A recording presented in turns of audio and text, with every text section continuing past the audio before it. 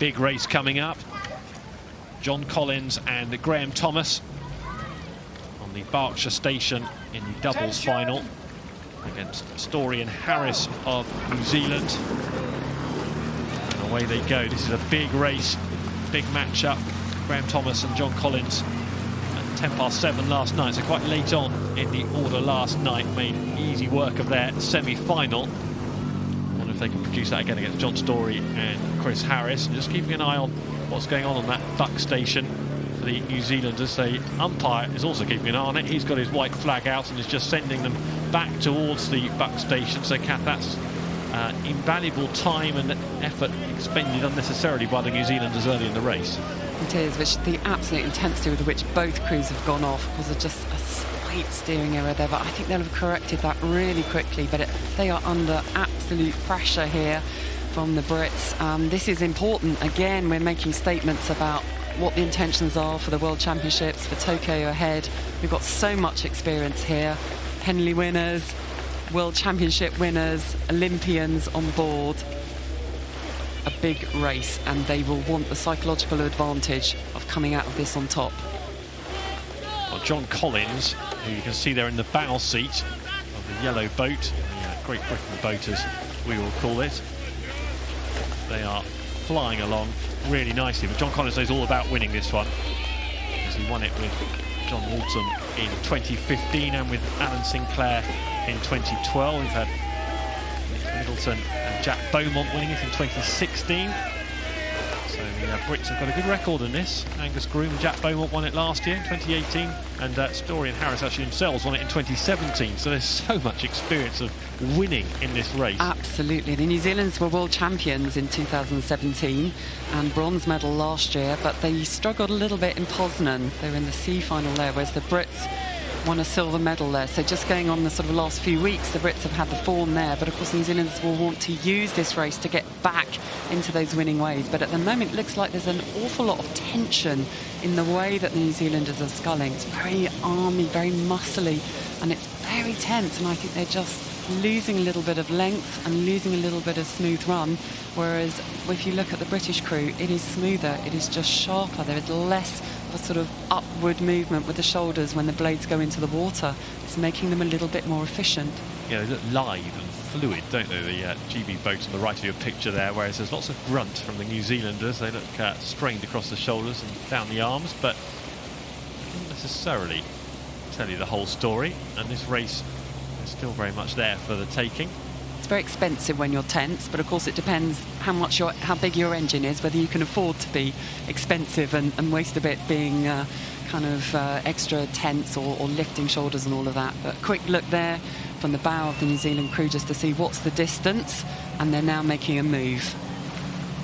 Both of these boats on the water around about 7 o'clock last night. Doesn't give you much turnaround time, does it? In fact, I mentioned they got through John Collins and Graham Thomas with ease. They had so much energy left. I saw Graham Thomas cycling through town back home last night. He was on his bike, happily cycling home, and I've never seen somebody get their boat off the water and stacked up and they can clear off as quickly after a semi-final race as those two did. The fastest way to get around Henley at this time in this week is on a bike. You've got no chance on a bike or on the water, but on the roads it's crazy. Really impressed with how the Brits have taken this race by the scruff of its neck. They are sculling really well.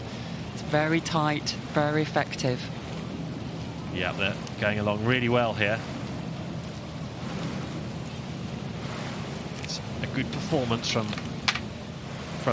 Thomas and Collins.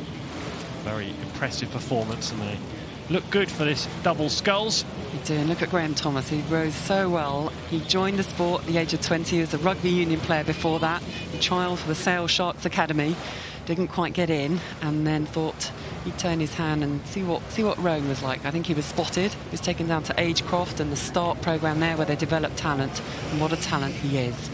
Here you can see the New Zealanders, so much experience there, been to the last 2 Olympics, so years of racing. What can they do? We see a lot, that shoulder movement in the bowman. It's inefficient to row like that. We spend a lot of time trying to smooth it out, be direct, but they are very powerful. They are no doubt about it. They are piling in the power, keeping the pressure on the Brits.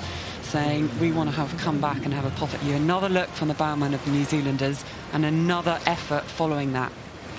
Yeah, John Storey spent quite a lot of time, the bowman of the New Zealanders, trying to monitor the progress of the GB boat, and they have not given up. This is a serious race that Thomas and Collins have got on their hands here.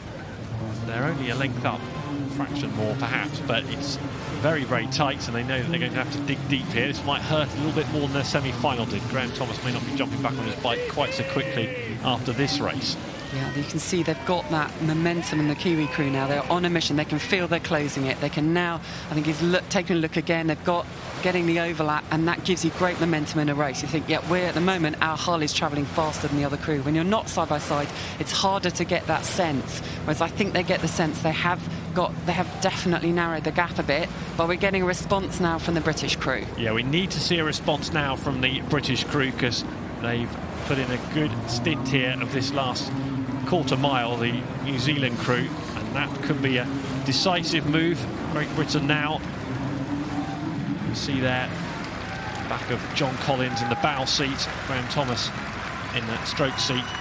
They know they've got to do it now. They need to shift away from these New Zealanders, and they will not be shaken off. They keep the strike rate high, but Great Britain in front of the enclosures. This is a big moment in their race. Graham Thomas has had so many difficult moments to deal with over the last 4 years, sent home through illness from the GB team just ahead of the Olympic Games, and has had bad injuries since then. And a topsy-turvy few years for him. This will be a significant moment if they can hold on, but that is not a foregone conclusion, because Walton and Thomas are being pushed all the way by the New Zealanders. Now they have to up a surge, and they can make sure of this one. Over the line they go, and it is a win for Thomas and Collins at Henley Royal Regatta in the doubles. A hat-trick for John Collins, and a first win in this one for Graham Thomas. And they had to race hard there against Storey and Harris of New Zealand. So Graham Thomas in the red vest at the stroke seat.